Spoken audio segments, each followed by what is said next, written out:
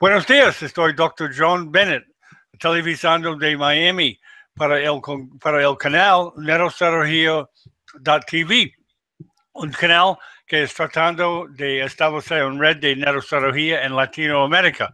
Today tenemos el placer de tener a Roberto Gómez Regosa, MD, un neurocirujano de Ciudad de México. Antes de Roberto empieza, déjame introducir el panel. Y primero, Griselda, ¿cómo estás hoy? Hola, buenos días. ¿Sí me escuchan? Sí, sí. Ok, soy Griselda Ramírez del Hospital de Pediatría del Centro Médico Nacional Siglo XXI y bienvenidos a todos a participar con nosotros en este nuevo congreso. Gracias. Sí, gracias, Griselda. ¿Y Patty? Buenos días. Buenos días, John. Buenos días, profesores. Un placer estar con ustedes. Yo soy Patricia Pacheco, estoy ahora en Buenos Aires, Argentina, yo soy de Tarija, Bolivia. Bienvenidos, Patty. Y Marcos, bienvenidos. Buenos días, mi nombre es Marco Antonio, soy médico general, egresado de la Facultad de Medicina de la Universidad Mayor de San Simón. Les hablo desde Cochabamba, Bolivia. Gracias por la invitación. Bienvenidos, Marcos. Ok, Roberto, es tu show. Ok, mi nombre es Roberto Gómez Raigosa, soy neurocirujano, adscrito al Hospital de Pediatría del Centro Médico Nacional Siglo XXI en la Ciudad de México. Mucho gusto. Bueno, pues vamos a iniciar la charla de hoy. Bien, ahí bien. Ya se ve, ¿verdad? Sí, puede ver bien. Ok, perfecto. Este es el hospital al que pertenecemos. Y vamos a hablar sobre las infecciones relacionadas al tratamiento de la hidrocefalia en la infancia. Algo muy importante, diagnóstico y ruta terapéutica, que es un tema complejo a veces porque definitivamente hay guías, pero llega un punto en el tratamiento de este tipo de patología, de las infecciones en el sistema nervioso central, que no existe ni una guía con una adecuada evidencia para que nos diga qué hacer. ¿De acuerdo? Vamos a poner primero un panorama general de a qué nos estamos enfrentando en las derivaciones ventriculares. En este artículo de 1990 pacientes se realizaron 3.195 cirugías. Poniendo en panorama, las derivaciones ventriculares ocuparon aquí el 35.4% de los procedimientos realizados. Es un buen porcentaje, es la mayoría, como en todos los artículos, como en la mayoría de los artículos que se publican, las derivaciones ventriculares son de las principales cirugías. ¿Sí me escuchan, verdad, doctor? ¿Sí? Sí, puede escuchar bien. Perfecto. Ok, todas las demás cirugías, no vamos a andar en el tema, no es el tema de hoy. De estas cirugías se presentaron 396 complicaciones en 298 pacientes. Estamos hablando de un 15% aproximadamente de complicaciones, es algo complejo. Y poniendo en panorama incluso de esto las infecciones, de estas complicaciones fueron 113 infecciones. Es demasiado. Como panorama general estamos hablando de algo muy importante por la patología que conlleva, el déficit que conlleva el paciente y los gastos económicos que conllevan a cualquier centro hospitalario de estos que se operen este tipo de cirugías. Dentro de las complicaciones, siguiendo las complicaciones, ¿qué complicaciones son las que afectan más? Son las comorbilidades que se presentan en este porcentaje, pero se ha visto que las complicaciones renales, cualquier paciente que tenga alguna alteración renal, que no es infrecuente porque nos enfrentamos a niños prematuros o niños con otras patologías, es la principal causa que nos puede complicar un paciente. Cuando ya tienen complicaciones neurológicas previas, como son hemorragia intraventricular, como una de las principales causas de hidrocefalia en este tipo de pacientes, lo principal que ocurre es muerte. Tienen muy alta mortalidad, ahorita hablaremos un poco más. Nada más es un cuadro para clasificar la hidrocefalia por edad, entre las semanas de gestación, 821, 2231, 3240, y dependiendo de esto, evidentemente es la fisiopatología que va a tener al nacer el niño del tipo de hidrocefalia que va a tener, y es a lo que nos vamos a enfrentar al fin y al cabo. No es lo mismo tener un paciente que tiene su malformación desde grado 1, desde las 8-21 semanas de gestación, a un paciente que lo presenta un poco posterior, como un grado 4. Esto es interesante porque tenemos que hablar en parte de este tema sobre el tratamiento, y se han dado opciones de manejo y se han dirigido a muchas cosas. Entre estos son la Aquaporino 4. Esta molécula es un cotransportador que nos ayuda mucho, bueno, no que nos ayuda a la regulación del líquido cefalorraquídeo, en absorción y en el paso del líquido al espacio endovascular. Esta aquaporina principalmente está localizada, por acá tenemos otra imagen, un poco mejor. Está localizada principalmente en los astrocitos, en las terminales que van hacia el endotelio, y también tiene terminaciones hacia las neuronas, ¿de acuerdo? Principalmente hacia las corticales. ¿Qué hace esto? Entonces, regula el paso, evidentemente, del líquido cefalorraquídeo hacia estas dos estructuras principalmente. ¿Qué nos dice esto? Que la Aquaporina 4, evidentemente, esta es una tabla que nos presenta sobre dónde se eleva más la aquaporina. ¿Por qué? Cuando es una hidrocefalia comunicante, entonces la aquaporina se eleva. ¿Por qué? Porque en la hidrocefalia comunicante aumenta la presión, entonces esto contribuye a que haya edema transependimario. Este es uno de las fisiopatologías de este tipo de edema. Sin embargo, también esta molécula se ha presentado en edema citotóxico, de igual manera, en tumores y en alteraciones vasculares. Pero hablando específicamente de hidrocefalia, sí se encuentra elevación. Esta es la localización, este es un cuadro que me gustó mucho porque es la localización de las dos principales aquaporinas. Hay aquaporinas en todo el cuerpo, evidentemente, riñones, pulmones, otros números, otras características, pero específicamente la aquaporina 1, que está localizada en los plexos coroideos, en esta localización intraventricular y en el cuarto ventrículo, ¿de acuerdo? Este es un cotransporte para la producción de líquido. Estas dos moléculas se han presentado como blancos para el tratamiento de la hidrocefalia, con algunas modificaciones en su estructura. Incluso se han hecho experimentos en modelos animales, en ratones, para ver si su sobreexpresión o la delesión de la misma contribuye al tratamiento o a la disminución, al aumento de la hidrocefalia, o inclusive la delesión de estas contribuye a que el edema aparezca mucho después. Bueno, pero ese es un tratamiento un poco complejo. Esta imagen nada más las puse para ver un poco del contrasporte de agua, de los mediadores, porque posteriormente vamos a hablar de algo que es complejo a veces en este tratamiento, si dar o no furosemida, acetazolamida. Entonces, este cuadro es muy importante para entender el cotransporte que tiene el líquido cefalorraquídeo y para entender el tratamiento. Posteriormente lo vamos a volver a pasar. Hay varios modelos que se han realizado. Ellos hicieron este modelo para ver el flujo del líquido cefalorraquídeo. Con esto fue uno de los primeros modelos que hicieron por ingenieros para ver el sistema ventricular cómo es. Se llegó a esta conclusión, que la presión del líquido cefalorraquídeo es igual en todo el sistema. ¿De acuerdo? Son modelos que se han hecho. Esta es otra imagen característica del barro, donde explica un poco la fisiopatología, bueno, donde explica un poco cómo con las presiones, evidentemente, de corazón en diástole y en sístole, el líquido cefalorraquídeo tiene total comunicación con esto y cómo se distribuye a través de los espacios subaracnoideos, el cuarto ventrículo, tercer ventrículo, los ventrículos laterales, y este es un modelo para representar la estenosis del acueducto.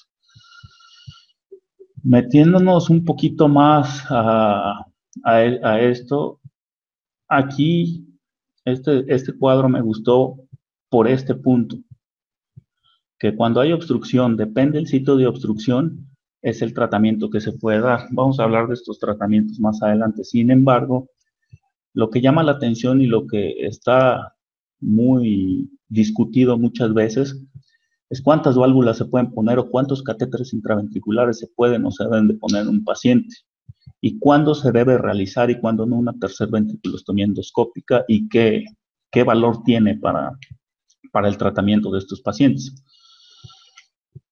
Vamos a ver infección en derivaciones. Primero vamos a definir qué es una infección, ya entrando un poco más de lleno a esto de las infecciones, ¿ok? Infección de sistema de derivación. De acuerdo a estas bibliografías, se define como cultivos positivos, punto, de cualquier lugar, de cualquier sitio de donde se encuentre el sistema ventricular, o erosión de la piel con exposición del sistema de derivación, ya sea a peritoneo, ya sea a pulmón, ya sea a corazón, a donde sea. Si hay una erosión de la piel, la válvula se ve, está expuesta, con o sin cultivos positivos se considera infección. Este es un punto muy importante. Esto sí o sí se debe de hacer algo. Cuando hay pseudoquiste abdominal, demostrado por ultrasonido, por cualquier otro medio, con o sin cultivo positivo, el pseudoquiste abdominal se considera una infección del sistema de derivación. Evidentemente, cuando se derivan los pacientes a corazón, si se presentan vegetaciones por ultrasonido torácico, también se considera infección. Y esto es un punto muy complejo. Hay muchos pacientes que tenemos, evidentemente, con hidrocefalia y con derivaciones, que ya el peritoneo no nos sirve y están derivados al corazón. Esto significa derivación ventriculoateal. Entonces, si los hemocultivos están positivos, que sean periféricos, en catéter puede estar colonizado el catéter venoso central en caso de cualquier dispositivo de acceso. Eso sí entra en controversia, pero si los hemocultivos están positivos, entonces también se considera infección del sistema de derivación. Y ahorita vamos a ver cuáles son los pasos que debemos hacer en este punto. Espero que esto quede súper claro de cuándo está infectado un sistema de derivación, porque es complejo. Muchas veces se dice, la erosión de la piel está infectado, sí, no, que hay que esperar cultivos, no. Válvula expuesta, válvula que está infectada. Aquí es sobre qué pasa en el líquido cefalorraquídeo. O sea, no voy a aunar en que las infecciones virales o las infecciones bacterianas tienen aumento o disminución de la celularidad, aumento o disminución de la glucosa. Aquí se hizo un estudio en 105 niños donde la cantidad de células muestra un valor predictivo en la evolución durante el tratamiento de infección. ¿A qué me refiero con esto?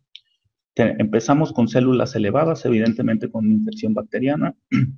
Durante el tratamiento empiezan a disminuir las células. Eso quiere decir que disminuye la inflamación, pero eso no quiere decir para nada que la infección haya cedido. Para nada. Para eso se tienen que hacer los cultivos y que los cultivos estén negativos. Esto nada más demuestra la inflamación que hay en el líquido y la cantidad de células que están ahí atacando la infección. Como ya hay antibiótico en la mayoría de los casos, entonces las células ya no empiezan a disminuir por ende. Y los picos de celularidad varían de acuerdo al microorganismo aislado. Generalmente las bacterias gram negativas o las bacterias que son resistentes tienen más celularidad que las bacterias que son gram positivas. Este es otro punto importante, factores de riesgo modificables para disminuir el riesgo de infección en derivaciones ventriculares. 1, tiempo de cirugía. Generalmente se dice el promedio que se tardan todos los neurocirujanos haciendo esto, que oscila entre los 40 minutos y 1 hora 10 aproximadamente. Fuera de ese tiempo hacia arriba, se considera un factor de riesgo para infección. Habilidad y experiencia del neurocirujano, número de personas en quirófano, este punto importante, que nada más debería estar el anestesiólogo, la instrumentista, el cirujano y el ayudante, generalmente 4 personas. No se requiere circulante ni nadie que esté pasando las cosas, todo debe estar listo ahí. Irrigación de la herida, ¿con qué se irriga la herida? Con solución con antibiótico y todo esto. De preferencia no irrigar ninguna herida, no tiene ningún sentido. Suturas impregnadas con antibióticos para el cierre. Punto importante, doble guante.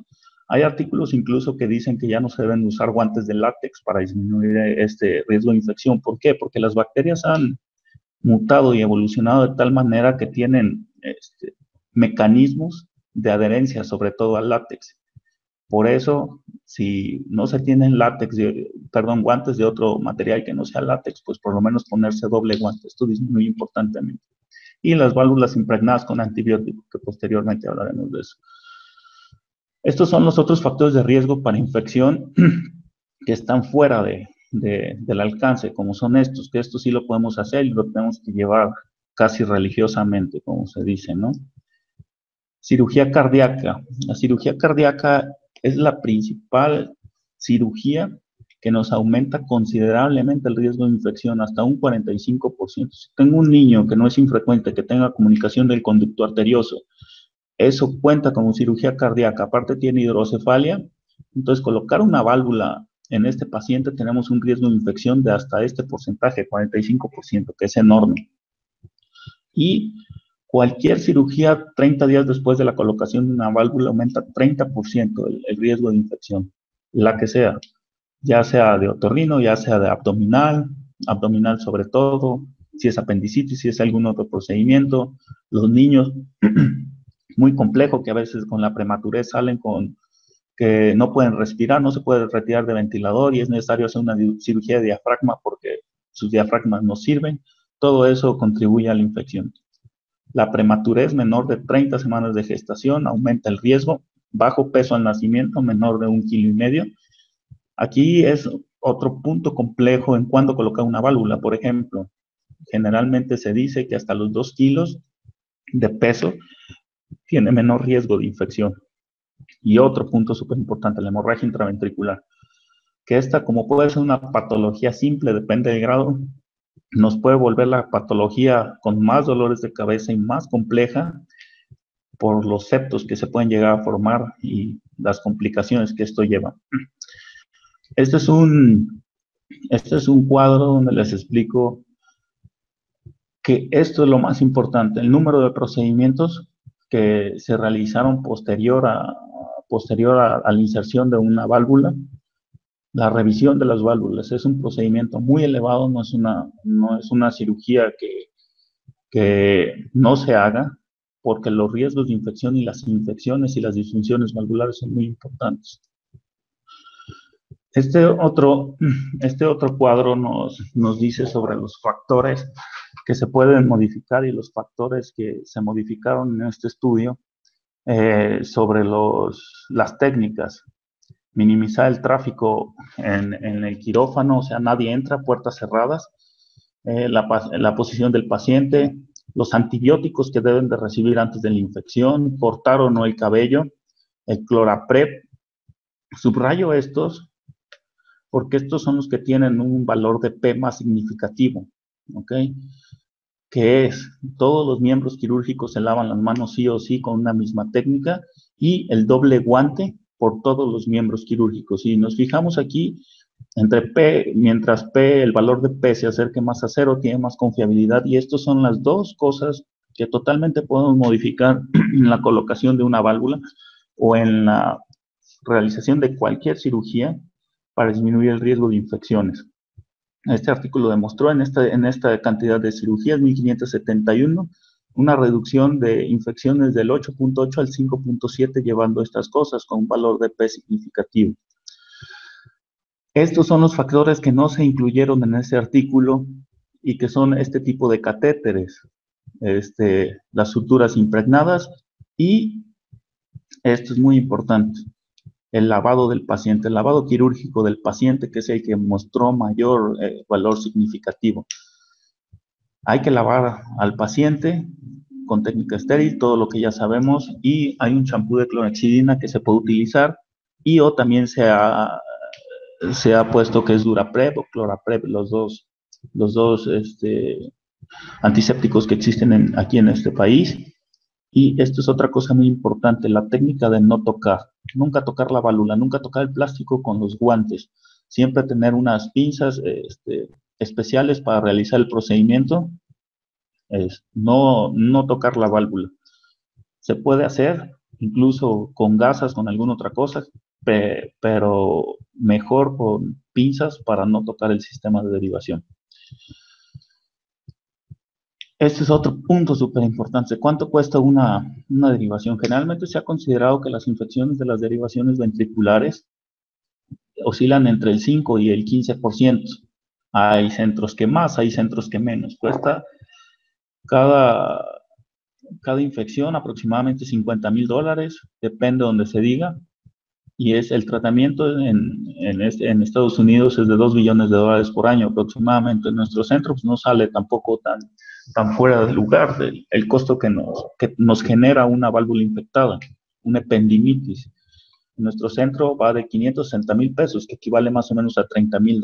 O sea, más o menos está en todo. Esto es sin contar, evidentemente, los días de terapia intensiva, si es que lo requiere el paciente. Es raro que lo requieran, pero igualmente puede pasar. Sobre todo los niños de USIN, de la unidad de cuidados neonatales, eso cuenta como terapia intensiva. Dígame. Sí, ¿iba a decir algo, doctor? Sí, bueno. Doctor Bennett. Sí me están escuchando. Lo siento, mi micrófono no sirve bien. Ok, sí, puede ver bien nuestro centro. Ok, sí, pero sí están escuchando, ¿verdad? Todo bien. Sí. Ok, perfecto. En nuestro centro, este es el costo, 560 mil pesos, que equivale más o menos a $30,000 por ingreso de los pacientes que se nos infecta una válvula. ¿Qué válvula utilizar? Otro punto importante, ¿qué válvula vamos a utilizar? El doctor Gerardo ya habló del tipo de las válvulas que existen, los tipos de diafragma, de todo, ¿no? Pero ¿qué válvula utilizar? Me refiero con mecanismo antisifón, sin mecanismo antisifón, que sean válvulas programables, que no sean válvulas programables. Esto que quede claro, solamente me estoy refiriendo a este tipo de válvulas y el impacto que tienen sobre la infección. No me estoy refiriendo al control que tienen en sí de la hidrocefalia. Aquí dice que no hay evidencia para demostrar ventaja de algún sistema sobre otro en el tratamiento. Esto es una evidencia a nivel 1, ¿sí? Y las válvulas programables tampoco disminuyen la infección. Sí disminuyen por la edad a veces los cambios de presión y la necesidad de recambiar una válvula, pero no en sí la infección en ese procedimiento. Se utilizaron estas válvulas en este estudio de 40 pacientes, la de Medtronic y la de Cordis, con mecanismos antisifón, para evitar el sobredrenaje, para evitar que los pacientes drenen y tengan esa sintomatología de cefalea, a veces vómito en los niños y alteraciones del estado de alerta, depende de la hora del día. Se demostró esto, que con mecanismo antisifón no hay sobredrenaje, 0% de los pacientes. Sin embargo, aumenta los riesgos de infección y obstrucción para el grupo de mecanismos con antisifón. O sea que las válvulas con mecanismo antisifón han demostrado un aumento de los rangos de infección. ¿De acuerdo? Esto es algo muy importante. Entonces, para elegir una válvula en un paciente que ya se infectó, ya se volvió a infectar, es complejo elegir una de este tipo de válvulas. ¿De acuerdo? ¿Qué hay de las válvulas impregnadas con antibiótico? Hay mucho y son de las pocas cosas que demuestran que funcionan. Aquí son el número de infecciones de los pacientes que tuvieron válvulas impregnadas con antibióticos y los pacientes que no la tuvieron. Si nos fijamos aquí en los cuadros, evidentemente hay una disminución significativa del número de infecciones en los pacientes que no tuvieron y sobre todo que no se infectaron por este tipo de bacterias. ¿De acuerdo?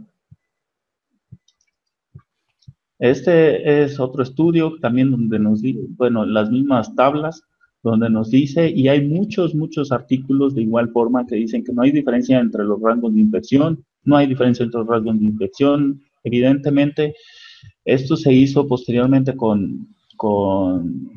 se cruzaron los artículos y con un metaanálisis de costo, todo esto es para un costo-beneficio en el metaanálisis, y se demostró lo siguiente, estos son los resultados, que las válvulas sí o sí se infectan en la piel durante la cirugía. ¿Qué pasa con esto?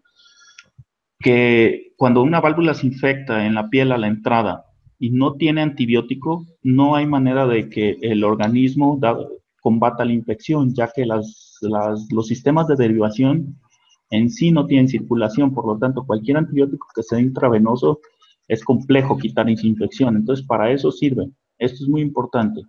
No tocamos la válvula, la válvula no toca la piel, entonces sí disminuye mucho el riesgo de infección. Estos son los dos principales microorganismos que se aislaron y estos son con lo que están impregnados.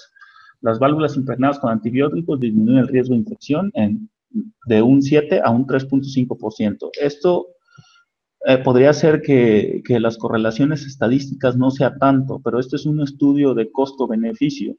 Entonces, si estamos hablando que una infección nos cuesta entre 30 y 50 mil dólares, entonces en los estudios de costo-beneficio es súper interesante usar este tipo de válvulas. ¿De acuerdo? Este es otro resultado. En 2.396 cirugías con válvulas sin antibiótico que se presentaron 8.6 infecciones y para el grupo con antibióticos 5.5 infecciones. O sea, sí tienen una reducción de riesgo relativo, un intervalo de confianza interesante y un valor de P muy importante. Entonces, esto es lo que concluye este metaanálisis. Se asocia con un menor riesgo de infección comparado con las válvulas con antibiótico, y si tenemos un niño que ya le pusimos una válvula sin antibiótico y se infectó, igualmente es una buena opción para la nueva colocación. Si vamos a colocar algo, podría ser una de estas válvulas. ¿Qué hacer en una derivación infectada? Una derivación infectada me refiero a donde sea, o sea, llámese un drenaje ventricular externo, una válvula del corazón, una válvula del peritoneo, que es el sitio más frecuente. Aquí se compararon antibióticos IV, derivaciones con o sin antibióticos, retiro de la derivación y colocación de una derivación ventricular externa. Se comparó antibióticos IV, lo mismo, retiro de la derivación, pero en este caso, en vez de colocar una derivación ventricular externa, se colocó nuevamente una válvula en ese mismo momento. Y aquí son antibióticos IV, derivación con y sin antibióticos, y no retiro de la derivación. ¿Qué arrojó todo esto? Este es el primer panorama que tenemos. Se demostró, evidentemente, que los riesgos de curación son más altos, los riesgos de falla más bajos del 6.6%, con una mortalidad del 5.5%, siendo de acuerdo a este estudio y a otros muchos que hay, el mejor elemento. ¿A qué me refiero con esto? Retiro la válvula, coloco un sistema de derivación ventricular externo, tomo cultivos seriados de líquido cefalorraquídeo, y empieza a partir los días de antibióticos a partir del primer cultivo negativo del líquido cefalorraquídeo. Entonces tenemos un cultivo negativo, se dan 14, 21 días de antibiótico, continúan los cultivos negativos y nuevamente se vuelve a colocar la derivación si así se requiere. O derivación o tercer ventriculostomía que hablaremos endoscópica, que hablaremos más adelante. ¿Qué pasó con este grupo?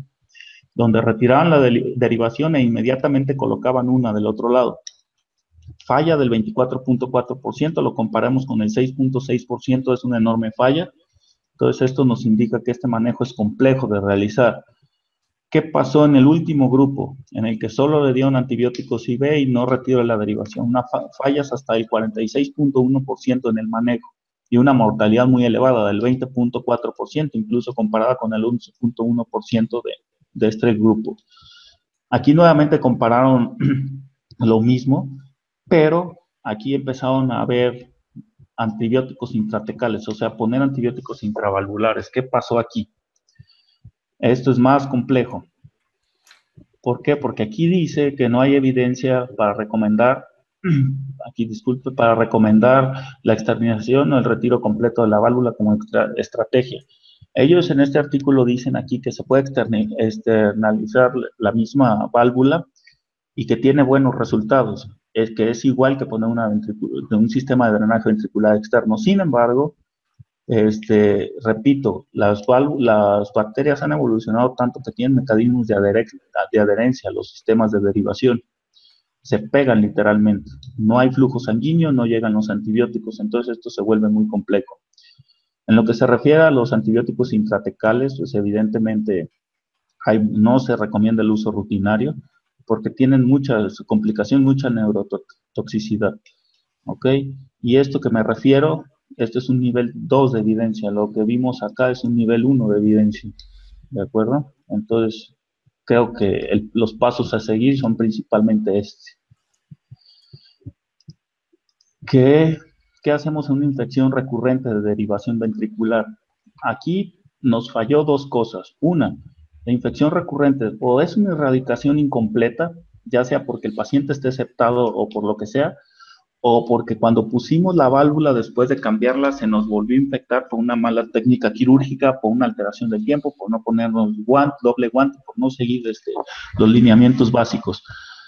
Entonces, ¿qué dice aquí?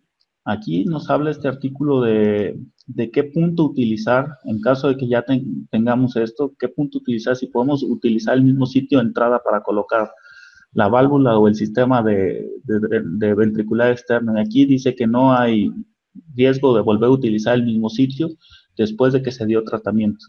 Sin embargo, tenemos que tener especial cuidado porque o lo erradicamos incompleto o es una nueva infección. No tiene nada que ver con el sitio de entrada después de los 7 días de haberlo utilizado. ¿Qué hacemos aquí cuando son pacientes pequeños? Hay quien dice, ¿qué vamos a hacerle? ¿Qué vamos a drenarle? O le colocamos un sistema de drenaje en lo que termina el tratamiento, evidentemente, o le colocamos un sistema de drenaje externo, o le podemos poner un sistema que lo podemos estar funcionando. Y aquí dice que no aumenta el riesgo de infección, entonces sí se puede usar cualquiera de los dos. El problema de la derivación ventricular externa en los niños es que aumenta el requerimiento de DVP, de requerir una derivación permanente en un 33%. ¿Por qué?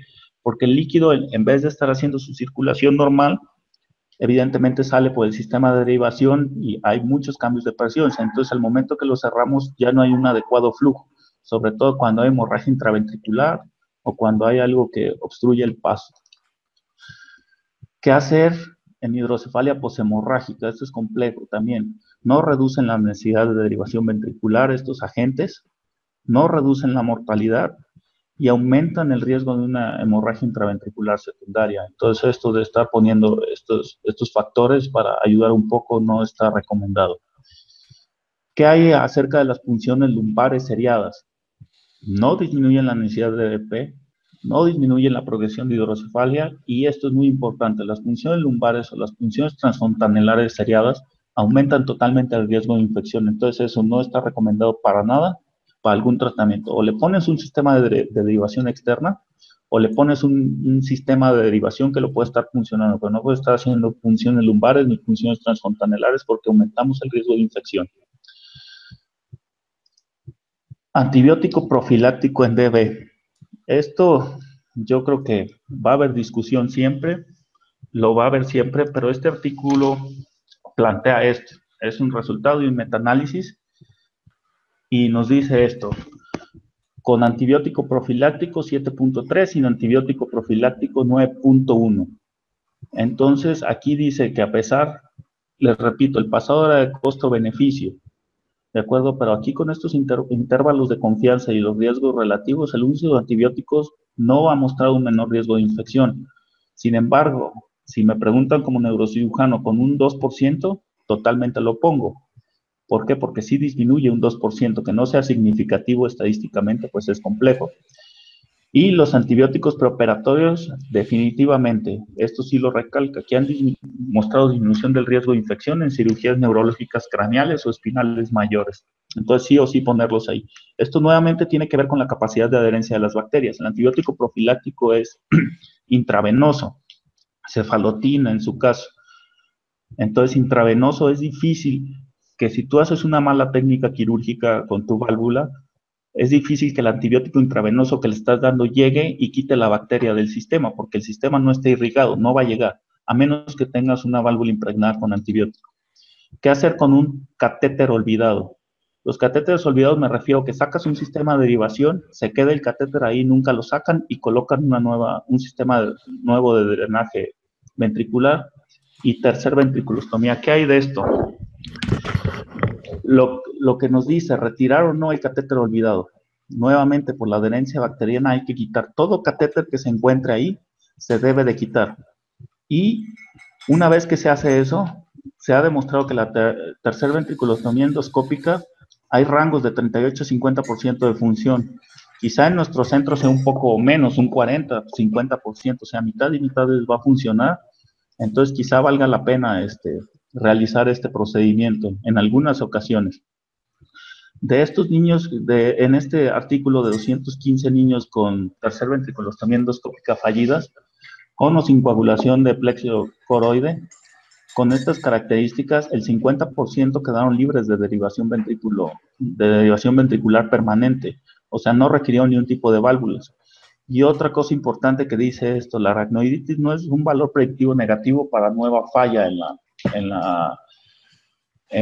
una tercer ventriculostomía. Los valores, lo que puede ser un valor predictivo de nueva falla es la reinfección, que se vuelva a infectar por alguna bacteria nueva o que no hayamos erradicado, porque en las hidrocefalias aceptadas en cada septo puede haber una bacteria distinta. Otro que nos dice de qué hacer, o sea, cuando tenemos hidrocefalias así complejas o como esta que se nos presentó en nuestro centro, que son hidrocefalias totalmente aceptadas, el sistema ventricular, o sea, no existe en su anatomía normal. Tenemos un septo aquí, tenemos otro septo acá, tenemos otro septo acá, otro acá. Incluso en este paciente había 3 bacterias diferentes. Si yo punciono aquí, este ventrículo está totalmente aislado. Si yo punciono acá, este ventrículo está totalmente aislado y pueden ser 2 tipos de bacterias. Se han implementado incluso hasta hacer craneotomías y quitar los septos, o con el endoscopio intentar comunicarlos, pero eso es muy complejo y no se ha demostrado que tenga mayor utilidad en este tipo de pacientes.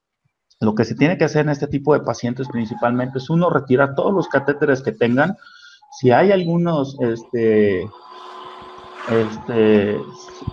perdón, se escucha ruido, creo, no sé de quién.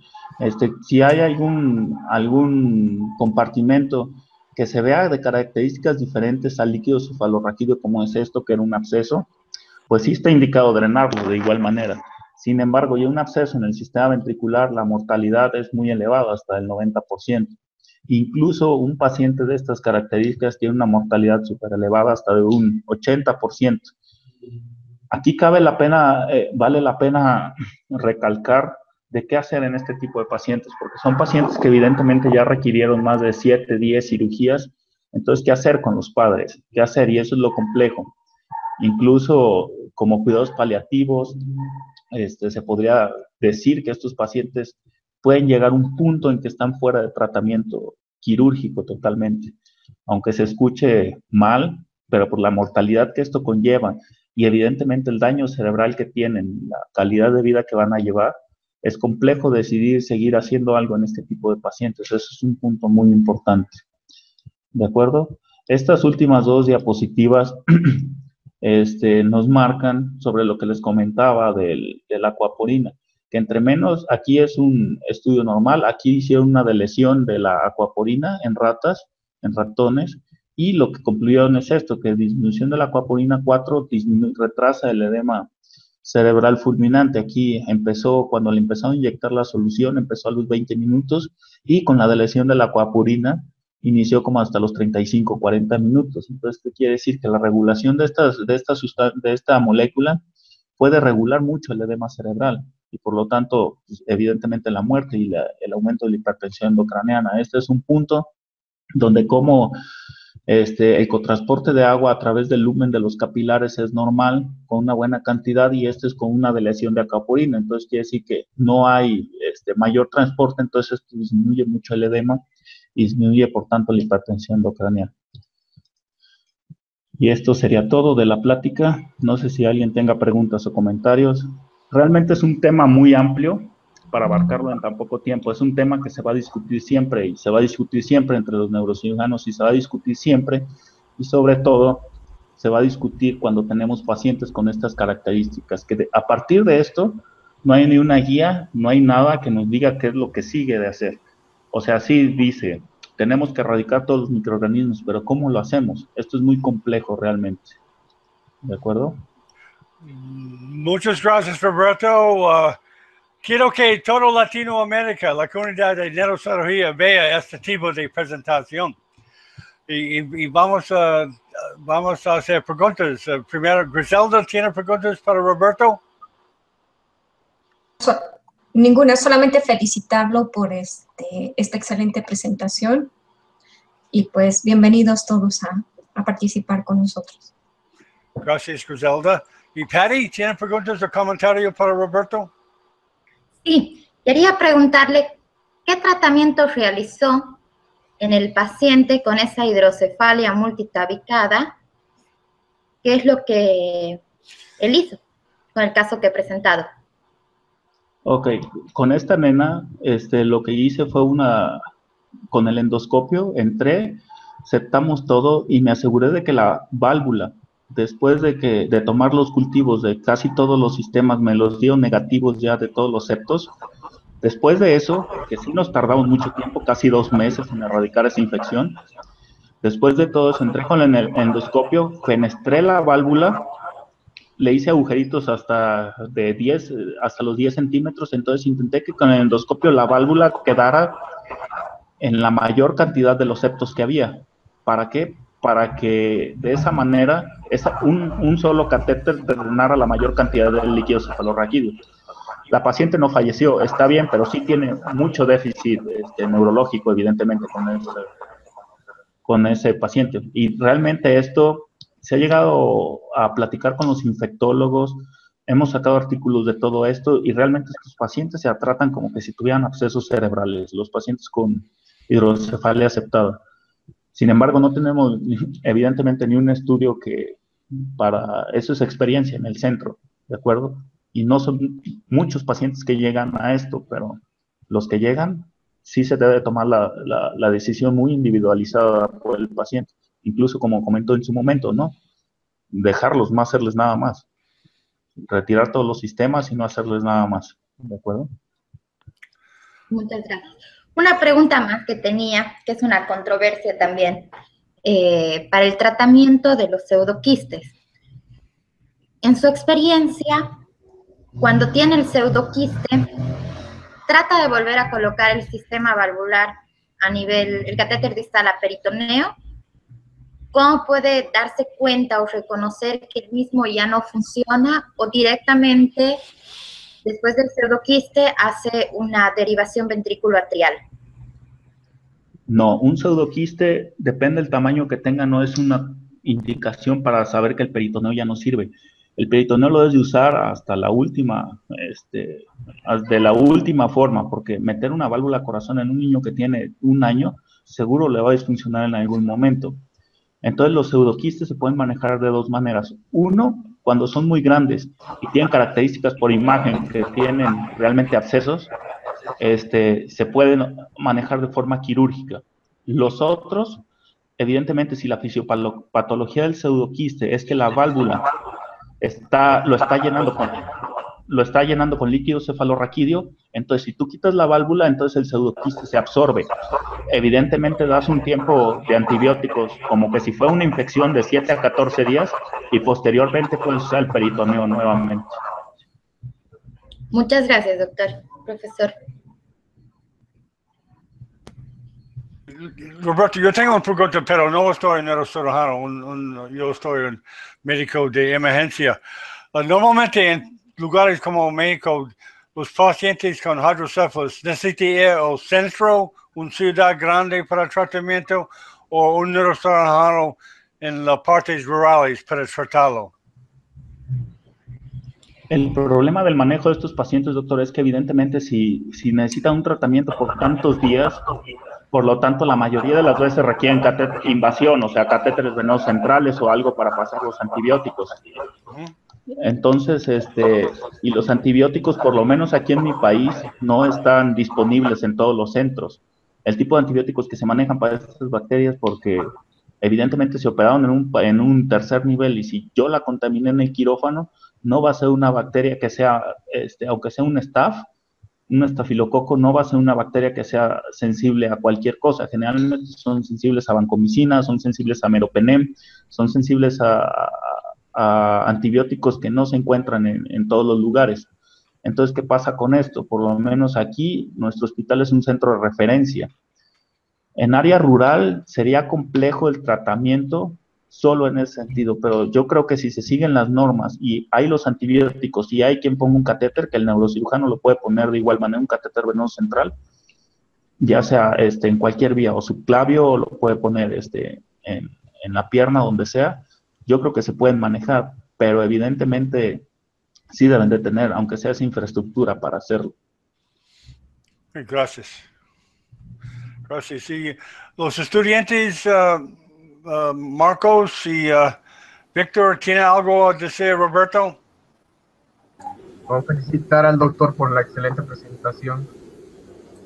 Okay, gracias, Marco. Víctor, ¿tiene algo a decir, doctor Roberto? No, más que felicitarlo por la presentación, muy ilustrativa, un tema nuevo para mí en realidad, así que esto de un manejo más avanzado y de especialidad, pero muchas gracias, quedó claro, muy buena la presentación. Ok, muy bien. Ok, mucho gusto, Roberto. Gracias por participando. Espero que tú tengas más presentaciones en el futuro para nuestro canal. Y gracias para todos los personas en el panel para participando.